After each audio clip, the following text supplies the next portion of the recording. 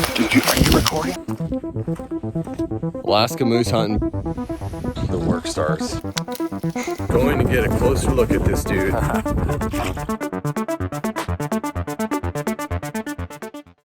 The most underrated element of moose hunting in Alaska is the pack out. Everybody asks about it, but nobody wants to know the truth. It is the most important element. It's the most important detail of your hunt that you have to always be mindful of. You have to be mindful of how big a moose is. You have to be mindful of where that moose actually dies. If that moose dies in a swamp, if he dies in water, if he dies on top of a ridge, if he dies on top of a mountain, guys, this is something that you actually have to plan for ahead of time, which is so different than any other hunting that I'm used to doing anywhere else, whether that's sheep hunting or grizzly bear hunting. You just hunt where the animal is. But when you're moose hunting, you really have to prepare ahead of time where you actually want that moose to hit the dirt.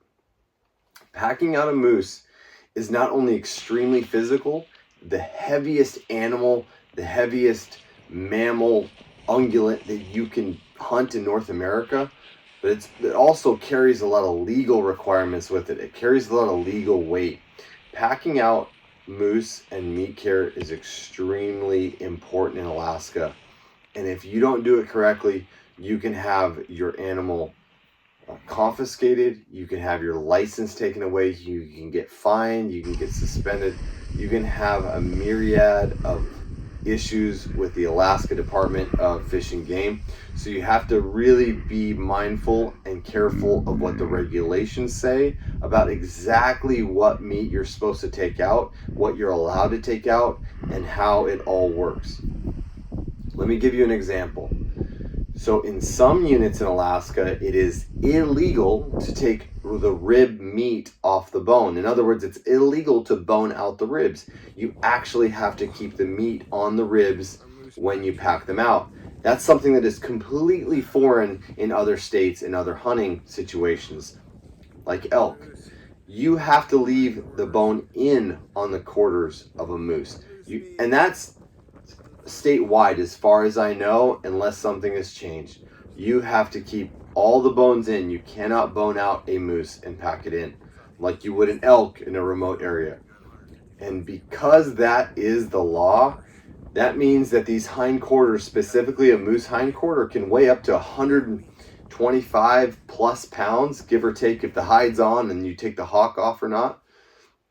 That is an extreme amount of weight, not considering what you have to carry on your back on top of a moose quarter, like water, like clothing, like some food, and all these heavy pack outs. So the pack out approach and meat care is something that you plan for well ahead of time and before you harvest the moose, because it doesn't matter if you didn't intend to let the moose meat go bad, or it doesn't matter if you needed to bone it out to get it out of the field safely to keep the meat good.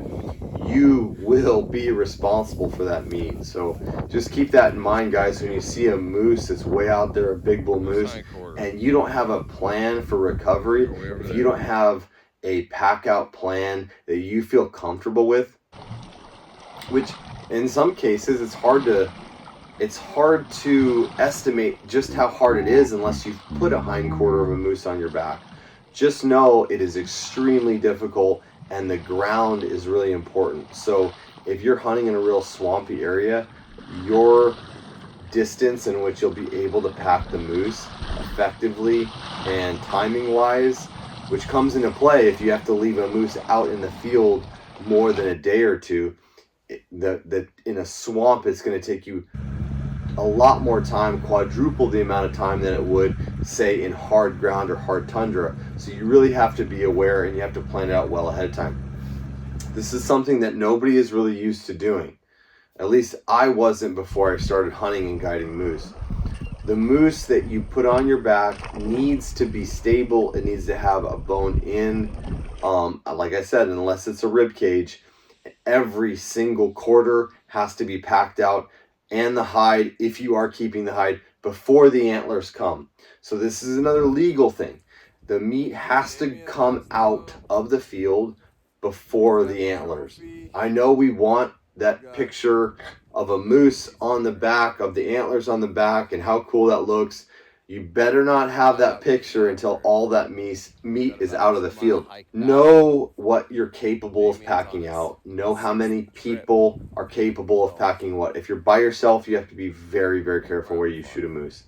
If you have 2 or 3 guys that are physically capable, that will give you a little bit of a leeway in making plans about how far and how and what direction and what terrain you potentially will harvest a moose on. But meat care is really important. You have to cover the meat. You have to be very, very diligent about caring for your meat in the field, because a moose is not an animal that you can get out typically the same day. Unless you kill it right on an airstrip or right next to the lake, any of those different scenarios where, hey, you don't have to carry very far, where you never put it in a backpack, that's a situation where, okay, you can get it out and you can probably get it hung up that same day. Most of the time, what happens is you shoot a moose and you gut it and you quarter it and you hang it up right where it got killed or somewhere close to where you make a meat hanging pole where you get it tarped and you have airflow under it. You get that meat as cold as possible, as quickly as possible, and keep that meat dry, because you're going to have to do trips to the meat back and forth from where you're landing or where the meat can be picked up, or just staging it in various places and having that staging process and having that meat cared for, because you are responsible not only to get the moose out of the field correctly with all the meat salvage requirements, but also that meat stays fresh. So you can't dilly-dally. You can't be lazy and let the meat sit there, and especially if it gets hot or if it gets wet or it gets rainy. If that meat goes bad, you're responsible, and you could get fined and have your license suspended and all kinds of legal problems that could happen because you don't care for the meat the right way. In Alaska, that's called wanton waste.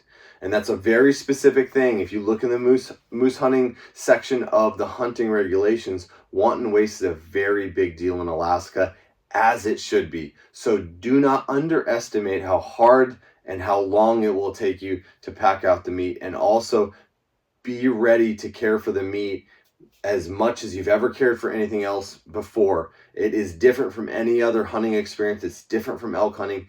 I would say the closest thing that you can get to it is early archery elk hunting in the rut, where you're shooting an elk in September, and if you don't get that meat off the hide, off the bone as quickly as possible, it can get very, very hot and stay hot, and it can go bad very quickly. So you have to quarter a moose out the same day. You can't let a moose lay down. If you shoot it at night, you can't let him lay down and come back and gut it the next day. You can't even gut that moose and come back the next day if you shoot it in the evening.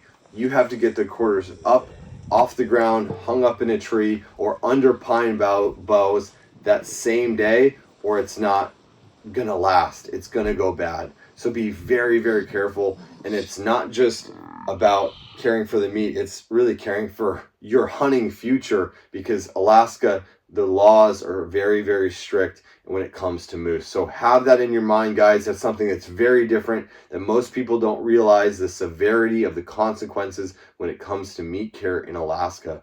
I can't stress enough how heavy these moose are, how long it takes you. It is very difficult to do as a solo hunter, and be mindful and calculate well before you pull the trigger or release the arrow on a moose, and have a plan to pack out the meat, care for the meat, and also have an extraction plan, whether that's an air taxi or a guide, or you're doing it on your own with some buddies. Have a plan in place well before you ever go out on your hunt, guys, so it can ensure that you're not only going to have a successful hunt, but you can get the meat and the antlers and everything out the legal way, and then you can go home with your meat, you can go home with your antlers, and come back again the next year and do it all over again. So I hope that helps, guys. I want to be as helpful as I can. Moose season is coming, and I'm pumped up for it, ready to go.